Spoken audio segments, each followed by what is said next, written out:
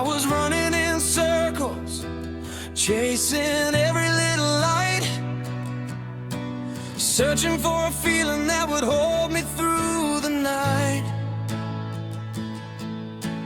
Every road I followed only left me more alone, till your love broke through the silence and you showed me something true. All the shadows fall away when you call me by name, and suddenly I know I'm not alone. 'Cause Jesus, you're the meaning that I've been trying to find, the heartbeat in the quiet, the peace inside my mind.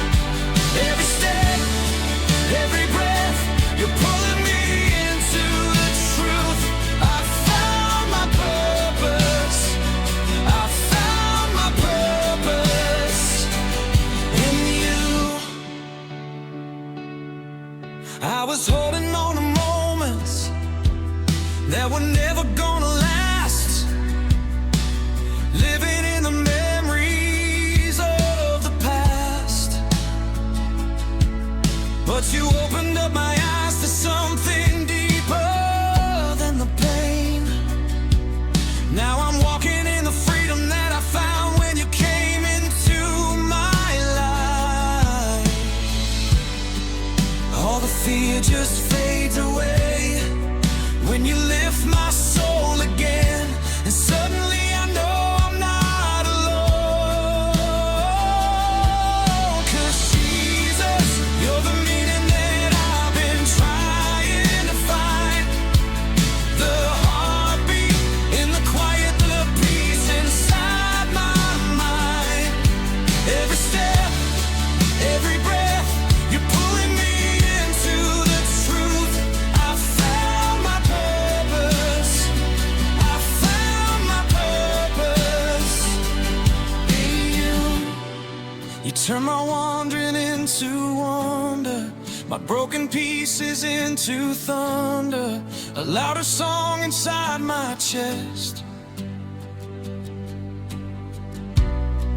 You write the story I can't question, a love that leads me to my blessing, and in your arms I know I'm found again. 'Cause Jesus, you're the meaning that I've been trying to find, the heartbeat in the quiet, the peace inside my mind. Every step, every breath, you're pulling me into the truth. I found my purpose. I found my purpose. Yeah.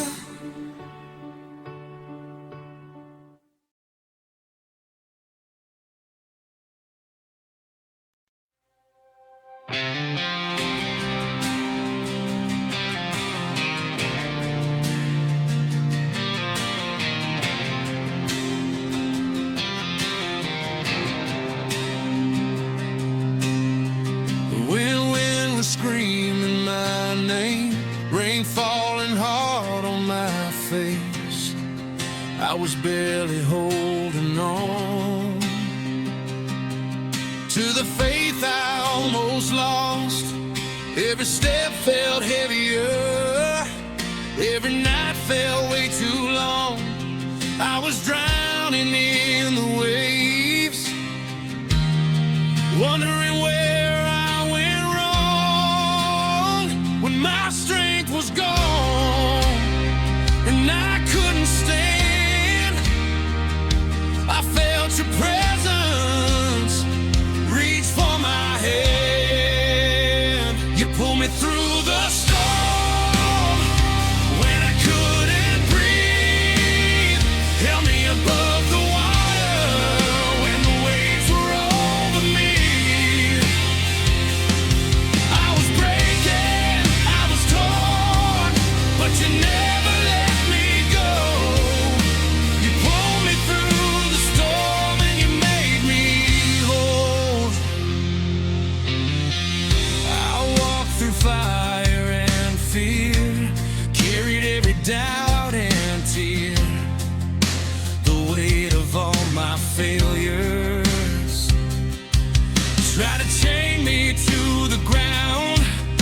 but your voice cut through the noise like a light I hadn't found.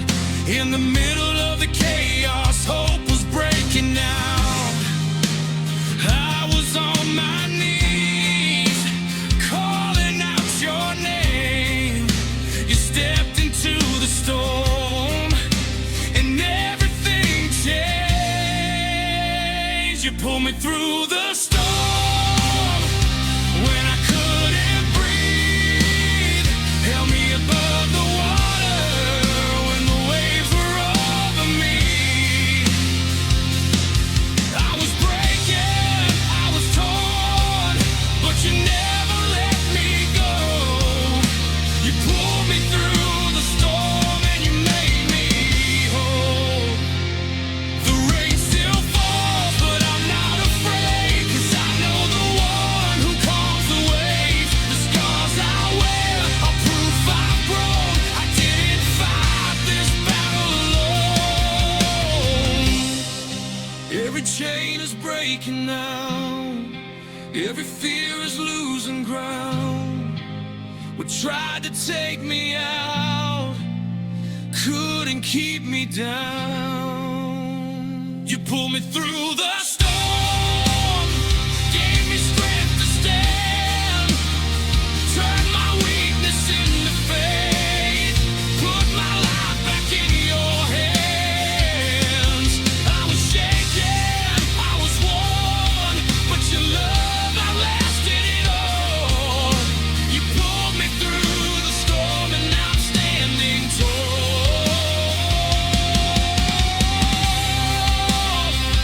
I'm still here, still believing, still holding on, 'cause you pulled me through the storm.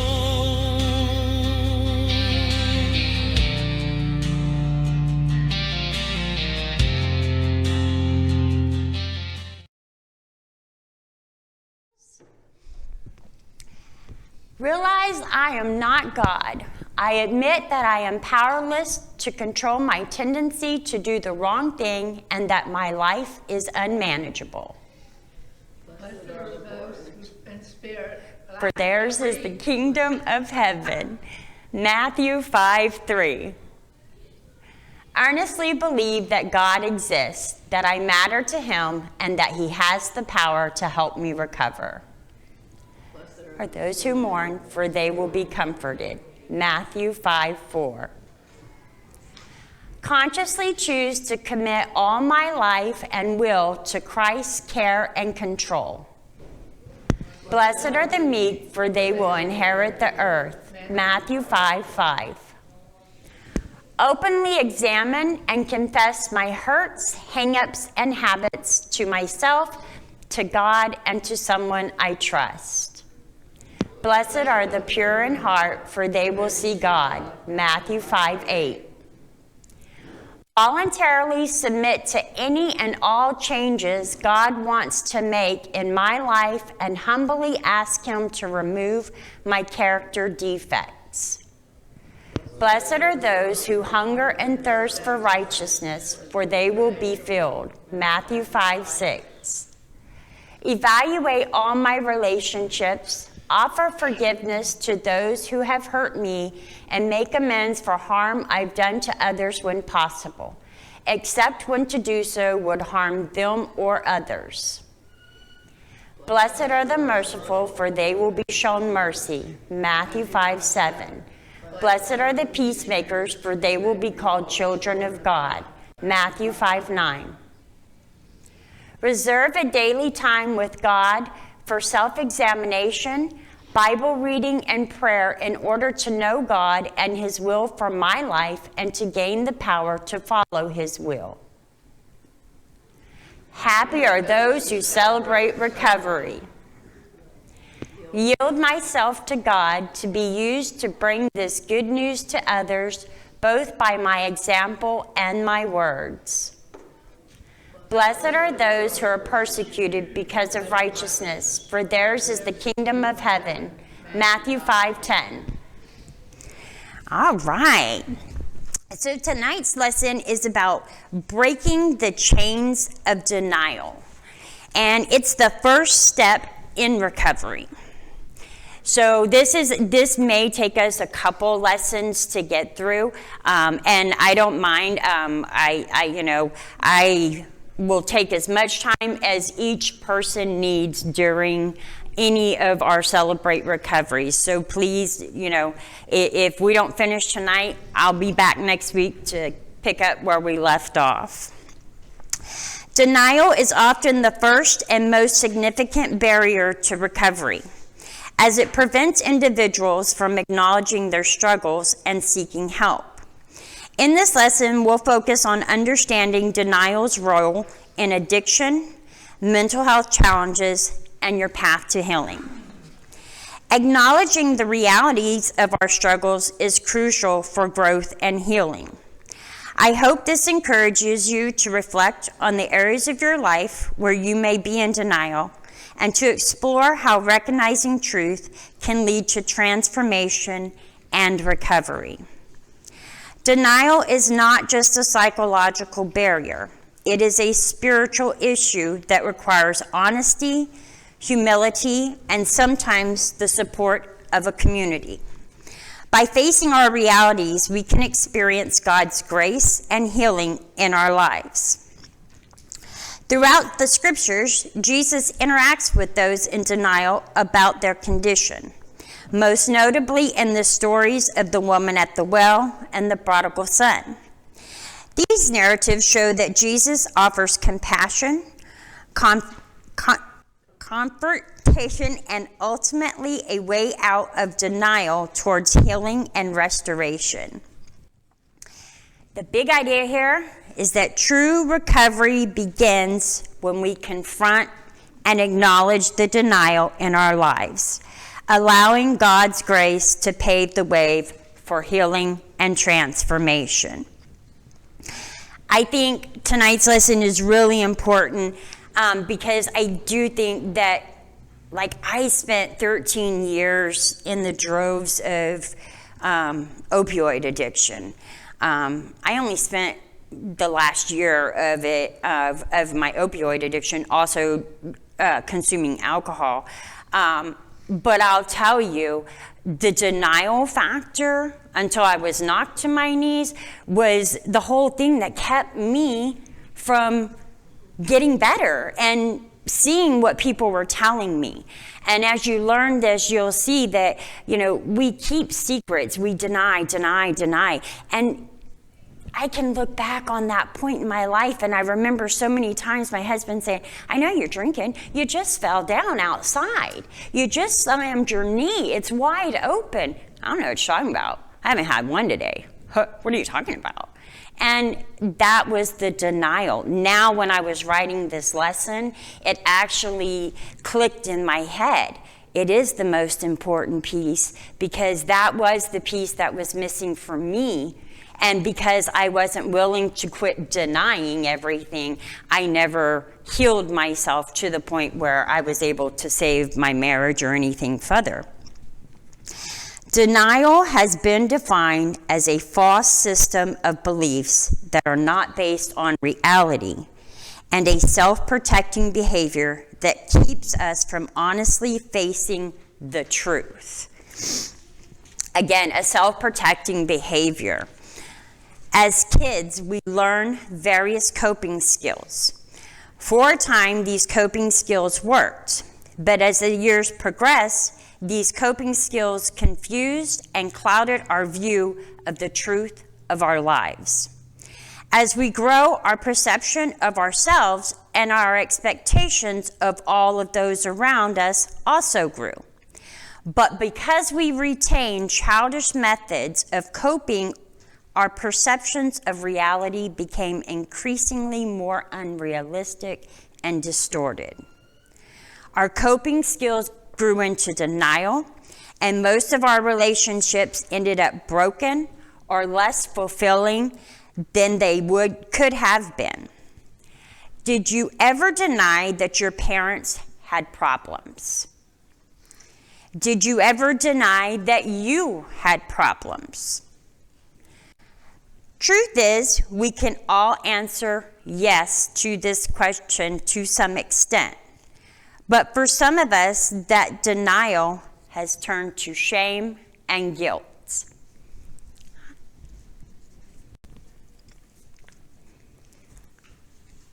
You're more than welcome to have soda, popcorn. Do you guys got coffee? Do we have? Hey, they'll make you a cup right now. There we go. There we go. Welcome to Celebrate Recovery. Glad to see you back again. Oh, yeah. Glad to see everybody, too. I just got off work. Hey, it's okay. We're glad to have you. Miss April, do I have any of these left over there?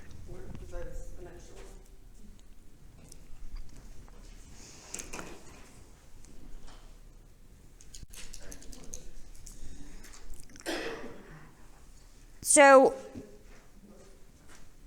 as we can all answer yes to the question to some extent, like I said, for many of us, that denial turned to shame and to guilt, right? My denial came from my childhood with my father, which led to my addiction.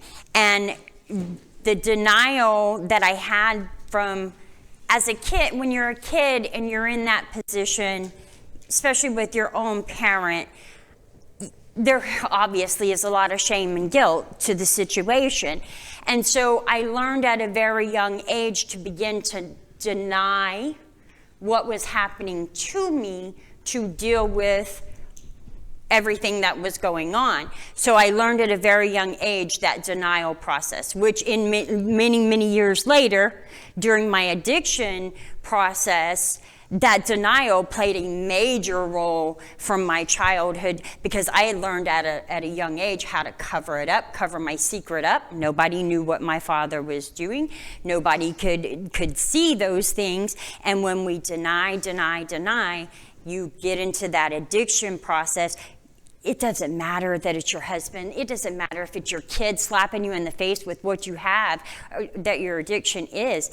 You're still going to deny. So, number 1, the D stands for disables our feelings. Hiding our feelings, living in denial, freezes our emotions and binds us. Understanding and feeling our feelings is where we find freedom.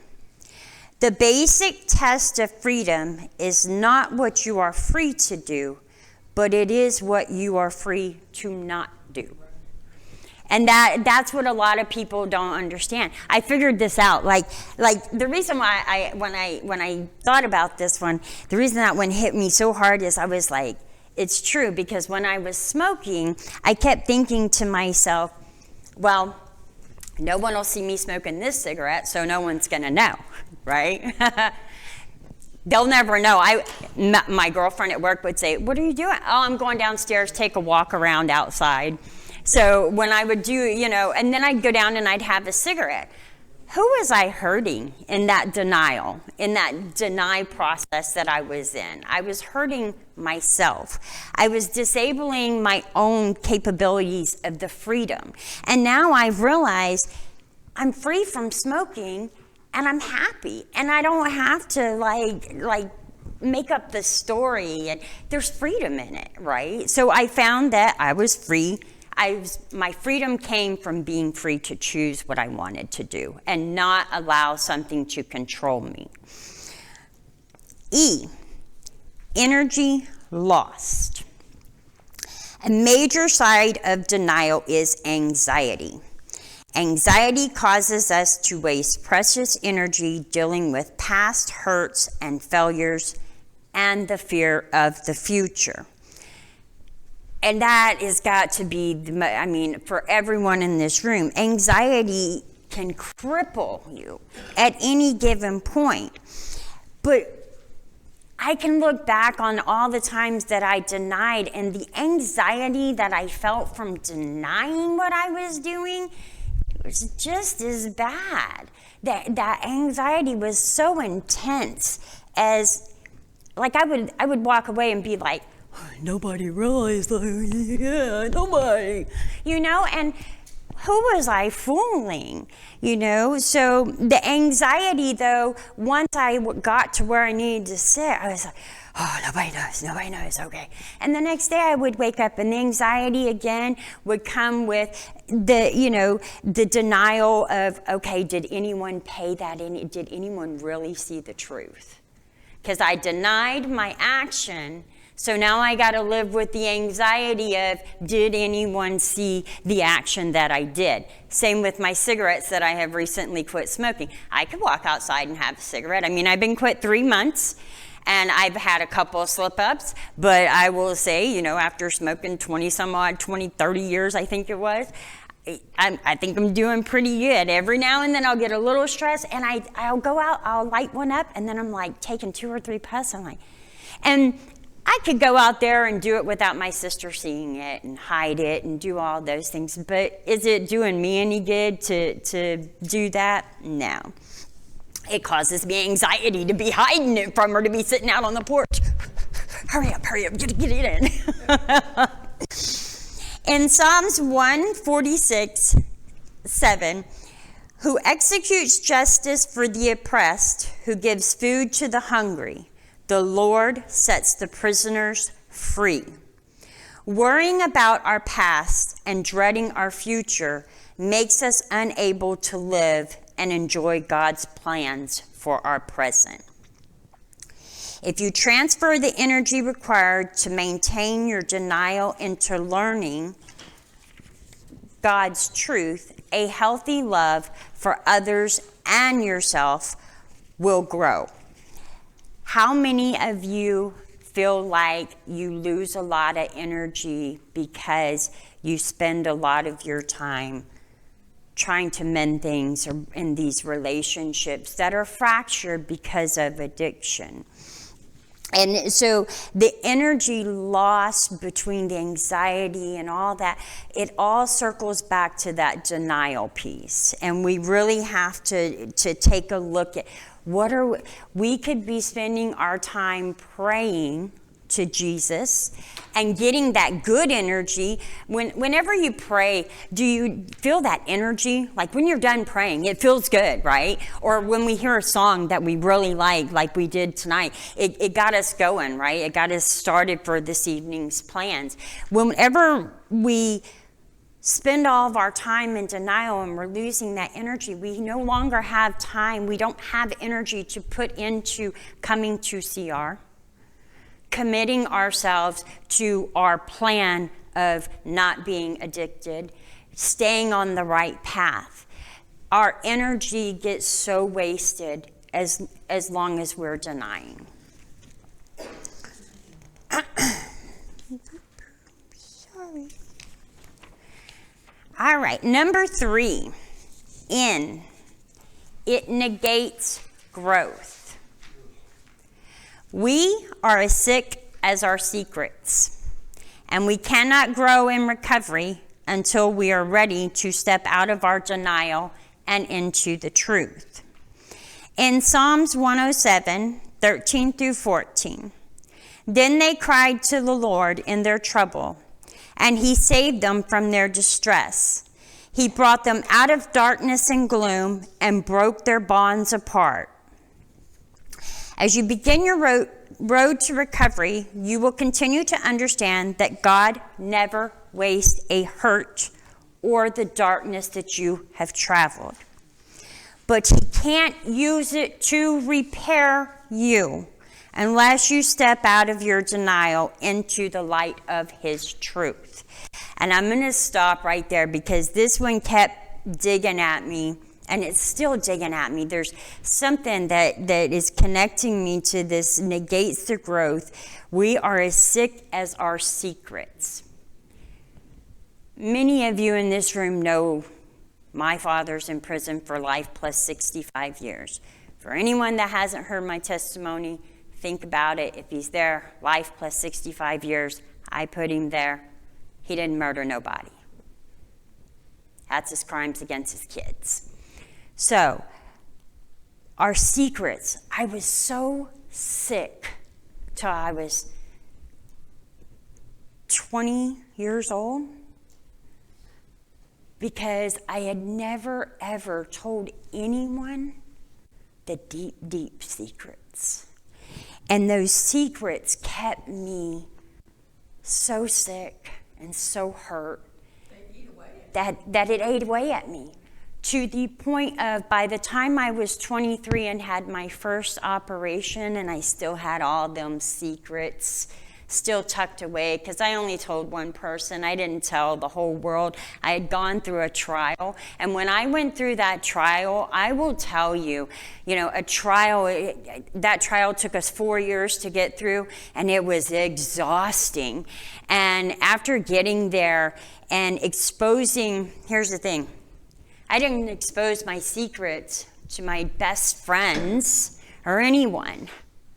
It wasn't until 1999 when I sat in a booth and told 12 people that I did not know those deep, dark secrets.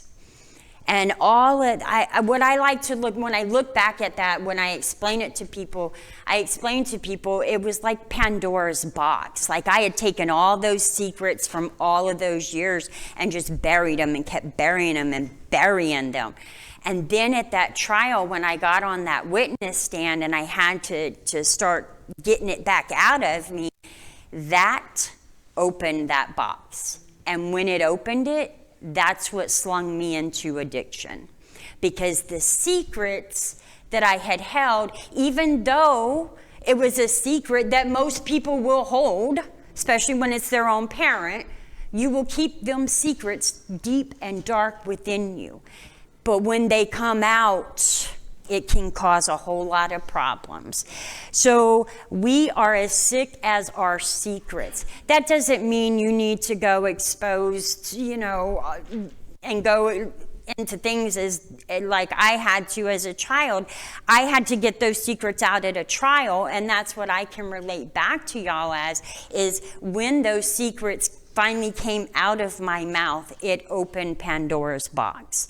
And then I couldn't get anything to shut up. So what did I do? I self-medicated. I became a self-medicator. For everything I said I wouldn't do, I wouldn't become, I wasn't going to do all of these things, I didn't realize that one moment in life can catapult you in a whole nother direction. And, my youngest sister says the same thing, she, being in the military, she was in the Navy and everything. After she got back from Iraq, Afghanistan, she went to Afghanistan first and Iraq second. So when she got back from Iraq, she had known this military guy for many, many years. And they were the best of friends. He had asked her to go out with him that night, and she said, I don't feel good, can't go.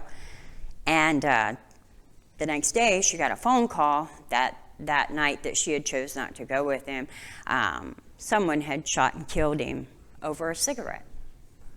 Fought in 2 wars and came back home to be shot by one of those guys that had a 6 over a cigarette.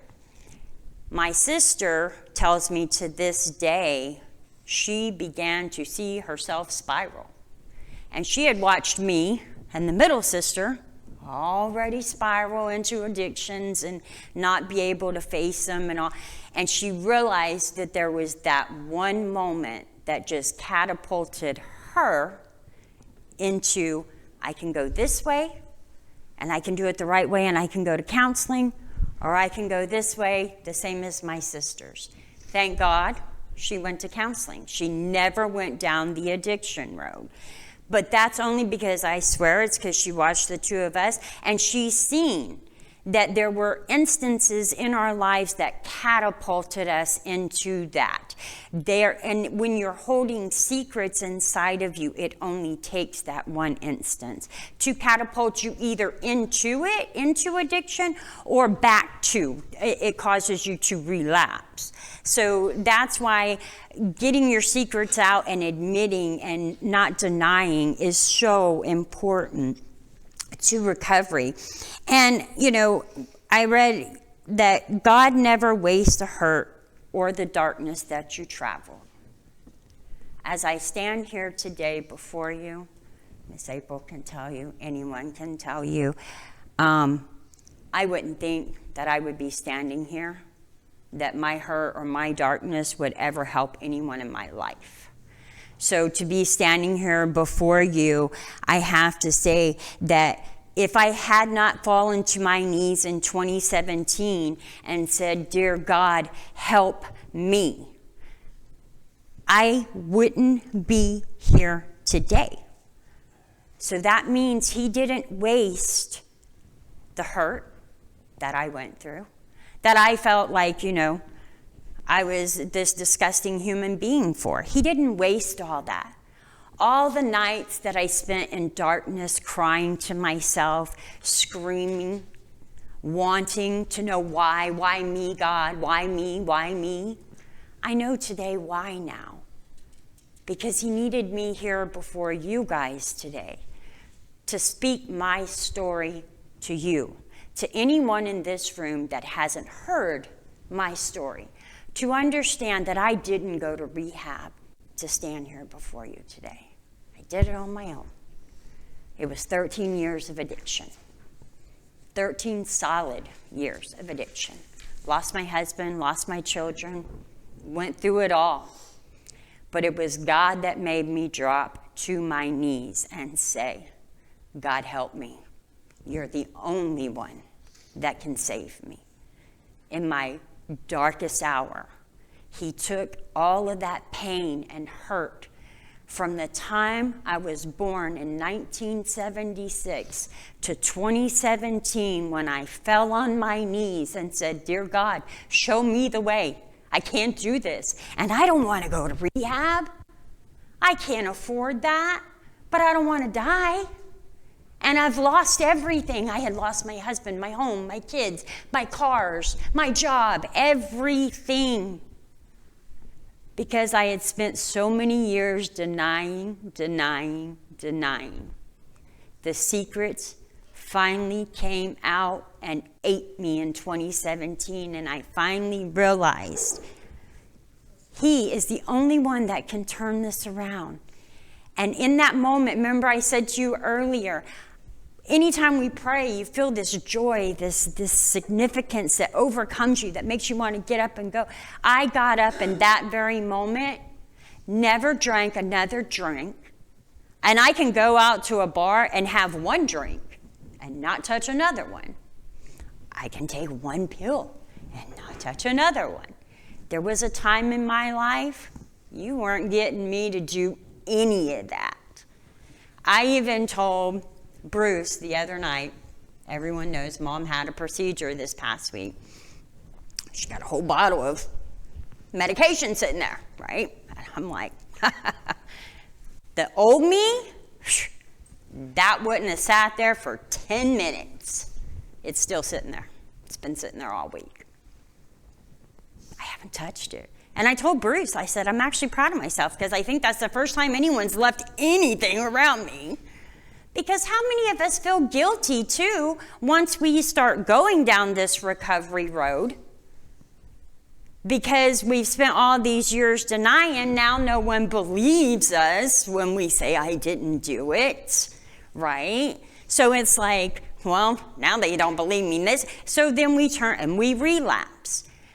But we have to get it out and understand that denial caused this peace for us. This is what continues to get people to not want us around or not trust us, you know. I mean, I was surprised that Mom left it. I really was. And I think it was God in his own way saying, I want to show you the power you have right now.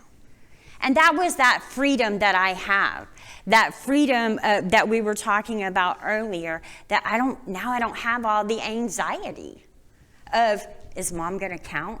Is Mom going to see?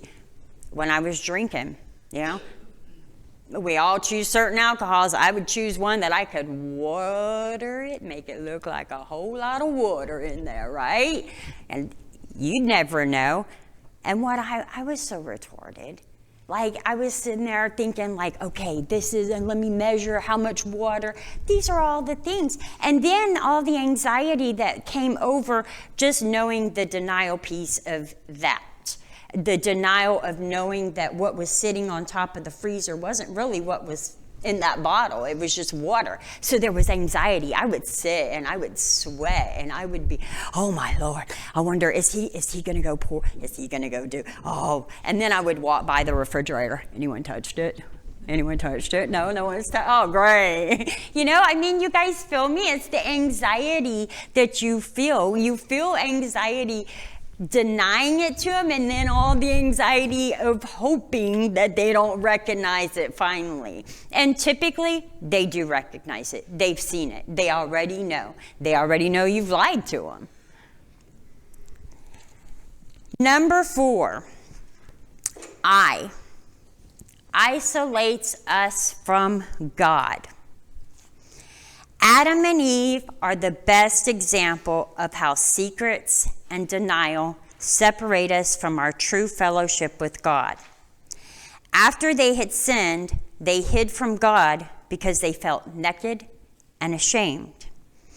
In Genesis 3:12, the man said, "The woman whom you gave to be with me, she gave me fruit from the tree, and I ate."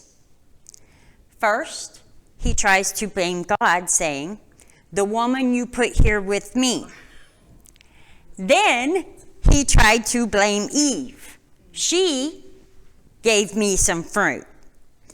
How many of us have found ourselves shifting blame to someone else during our addiction? Anybody? Yeah. I know, you know, my sister, she's the one out in Texas, you know, she's still in the very depths of alcohol.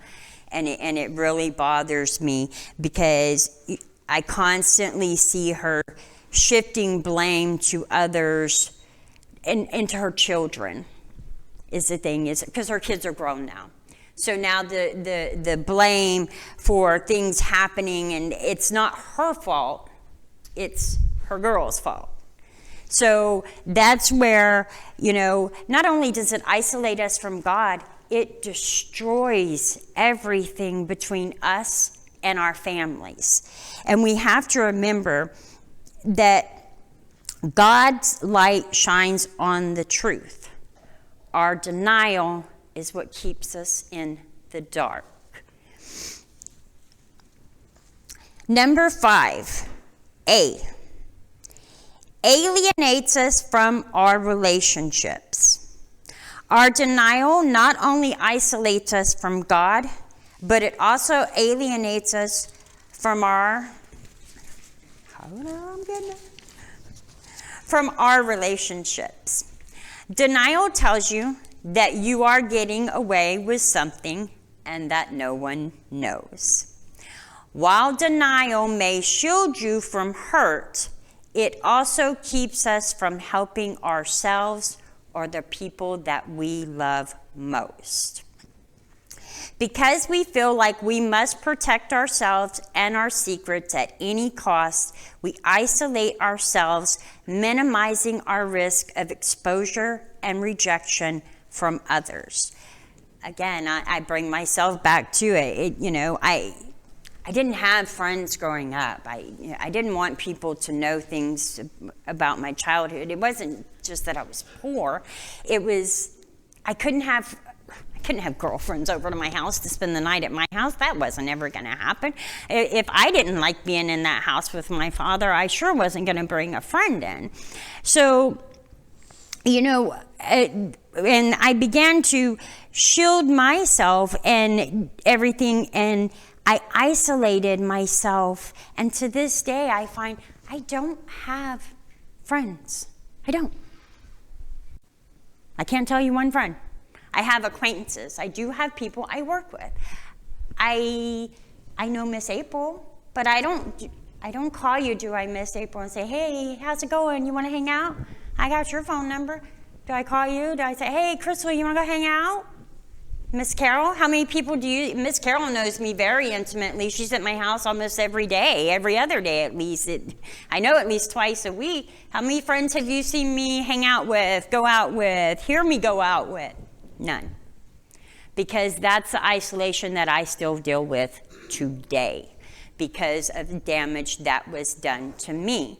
And those are still the pieces. Remember I said, I'm through all these addiction processes and everything, and I keep praying and God keep me strong on it, but I'm not through healing every piece that got broken as a child. And because I haven't healed all of those, I wanted to minimize the exposure and rejection from others as a young child, my denial allowed me to keep that minimization. I didn't have friends that could pay attention and see how many, pills I was taking or how much alcohol I was drinking. It only came down to my kids and my husband because my mother lived in another state. My mother-in-law lived 5 acres away from me. It was just my husband and my kids that could hold me accountable. And I could deny. And when your children love you, they're going to put up with you. My husband put up with me for 15 years. Out of 15 years, I was an addict for 13. So he only got 2 years of a good person. I've been clean and sober since 2017. I wish he knew me today. I really do. Because I am the person that he met back then, but I had to grow and heal that. I couldn't love him the way that I think I can honestly look at it and tell you, I didn't. I did not love him the way that he loved me, looking back on it. And I broke his heart because he didn't want a divorce, but at the same time, he couldn't keep going down the road. He couldn't. And he had warned me and warned me and warned me.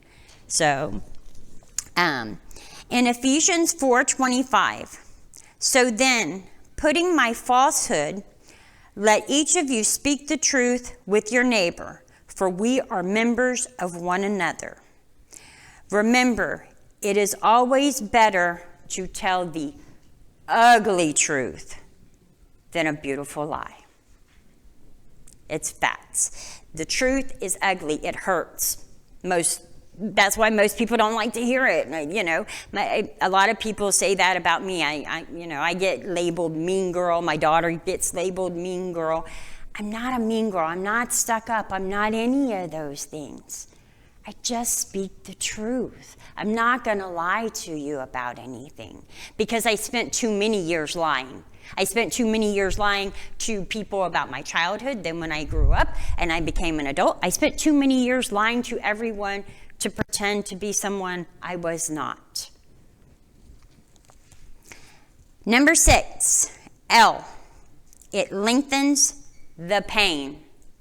Who wants to feel pain for the rest of their life? We have a false belief that denial protects us from our pain. In reality, denial allows our pain to fester and grow and turn into shame and guilt. Denial extends your hurt and multiplies your problem. Remember, my denial began here and went all the way up. So how many years did I spend just like consumed in denial? And now I'm happy. I'm free. I can't tell y'all, like every day I get up, I'm excited to go to work. I didn't used to be excited to go to work. It was, oh yeah, I gotta get up, I gotta go to work. And that meant I couldn't have my addiction like I wanted. I had to spend time going to a job. I had kids I didn't have time for them. I had an addiction I needed to take care of. So as long as all that was going on, I mean, my ex-husband, he spent 13 years trying to correct it. Look how long that pain was for him. It lengthened the pain for not just myself, it lengthened it for him. And it multiplied my problems.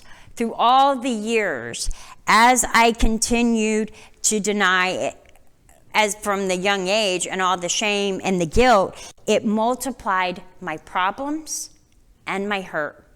I could have probably stopped right there with that hurt as a child and been okay as an adult. But because I kept secrets and I kept denying, and I learned how to deny this and how to shut the demon up at the same time that was in the background screaming. Because I'll tell you, folks, it doesn't matter. I mean, my father is still alive to this day. Y'all know that. He turned 75 a few weeks ago. You know, I was just telling Mom the other day, he's up for parole next year. Wow. 7 years went by real quick because I went to his 2020 parole. Because just so we all know, life in the state of Florida in 1989, when the crime was started, or where they go back and convict him from, life only meant 25 years. So at 25 years, you came up for parole. Now the state of Florida no longer offers parole. When you get life, you get life. That's it. There's no parole here anymore. But because he was grandfathered into his crime, in 2020, he was convicted in 1999. In 2020, I faced him at a parole hearing, and I won. And he was supposed to come up every 2 years. But because I was able to prove that this man continues to violate me to today, I continue to deal with this man today. So that means them demons are still screaming. When I pop open an email from him that's got all kinds of garbage in it, right? I was able to tell them to tell me, hey, he's not going to keep doing this to you as the victim. He's not coming up in 2 years. We're not seeing him for 7. Well, shoot, I was thinking, yeah. Well, here we are.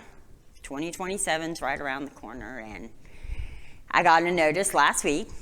Parole hearing's coming. Let's get your documents all together. Now, everyone says, oh, you don't have to go. You're right. I don't. He got life plus 65. And the judge made it where if he was paroled, guess what? You get to step right back on in and serve the next sentence.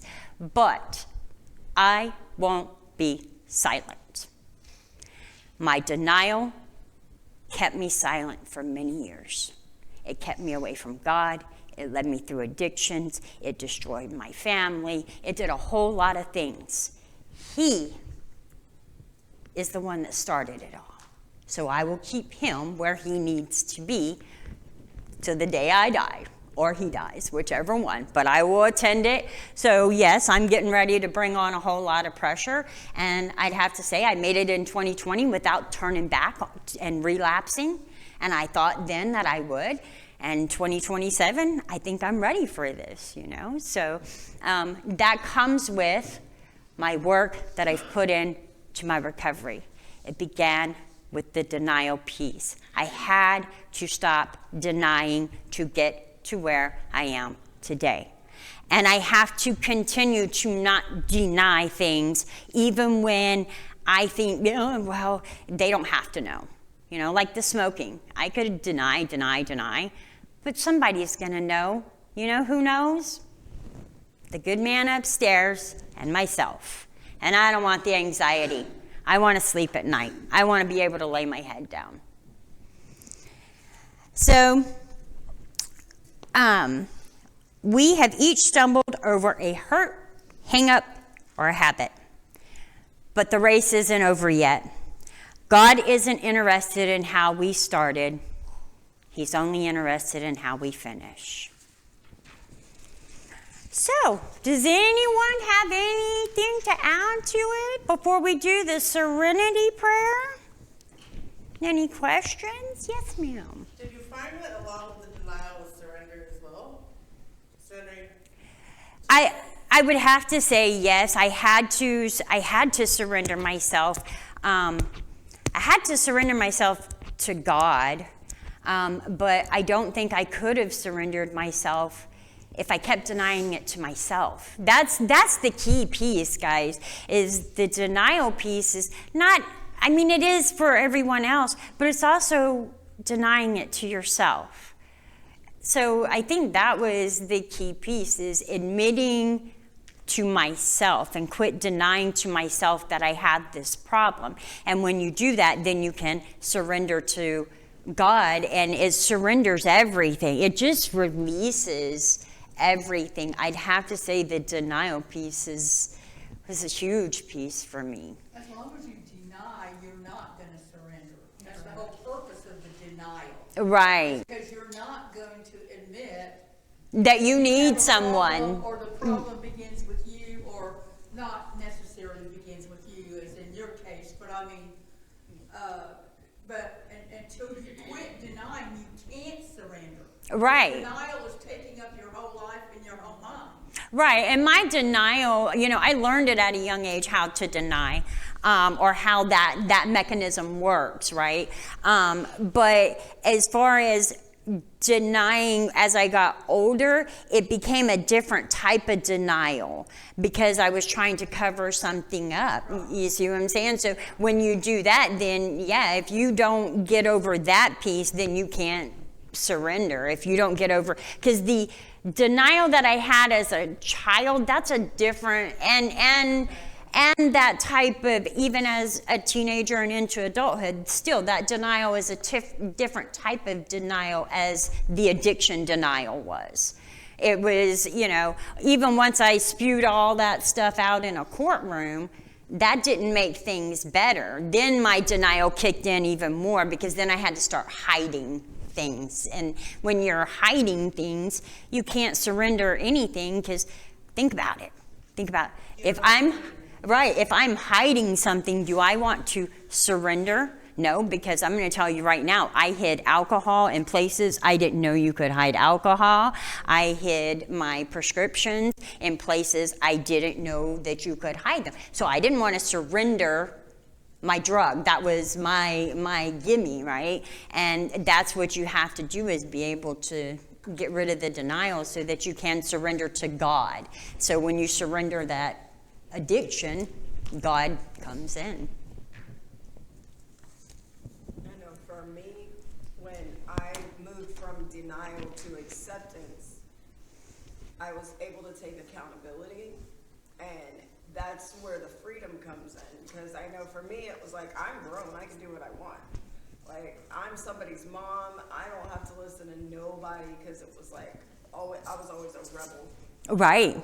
But realizing, like, okay, I might have not wanted to listen to, like, my grandma or, the rules of society, but I was a slave to my addiction. Mm-hmm. Like, oh, you want to be a good mom today? Well, yeah, you gotta go get this. Right. Oh, you want to have a job today? Well, you got, and that's where, like, for me, the freedom comes in, and then you are only as sick as your secrets, and the enemy uses that, because the first thing it starts whispering is like, you're the only one who feels this way.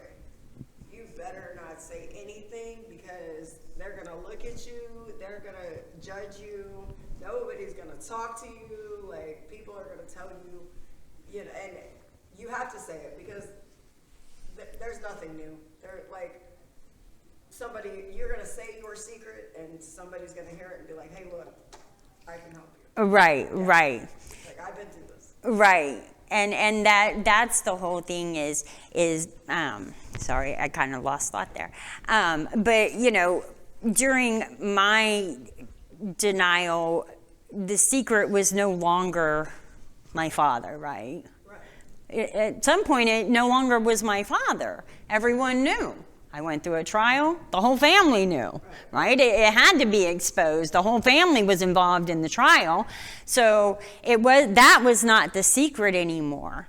The secret now became my addictions and hiding that and dealing with that. And because I had learned denial at a young age, it was very easy for me to pick up as an adult to deny to people, or what I thought I was able, if I look back on it, I mean, I could probably go, you idiot, they didn't notice that,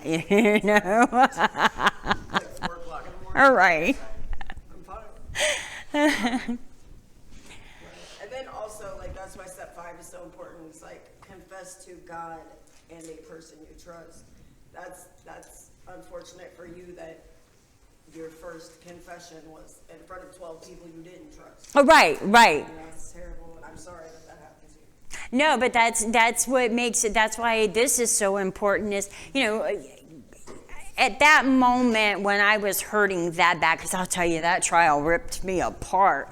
And when I was hurting that bad, I couldn't see God. Like, how could God allow this to happen? What did I do to God that created this man to be my father? Why would you send? I'm not mean. I don't do things like this. Why did you send me down this path? I'll tell you why now. Okay?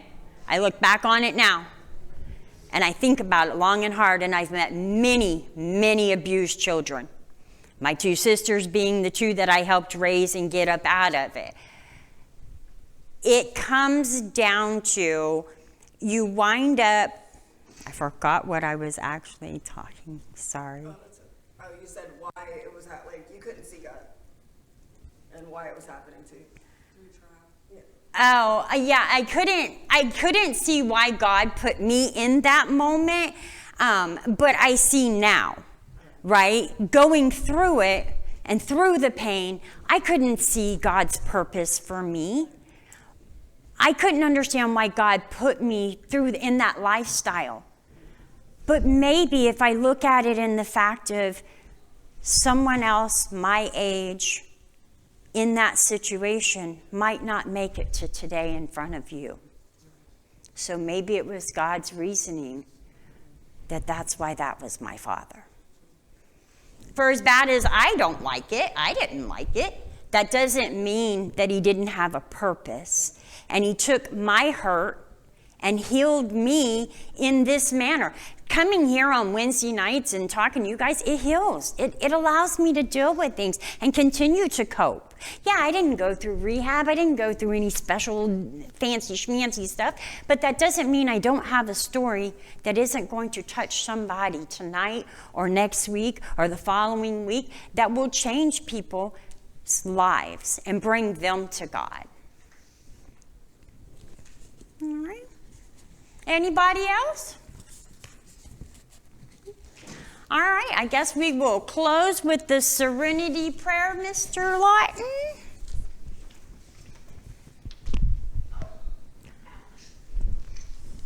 Everybody's like, we're creaking it up.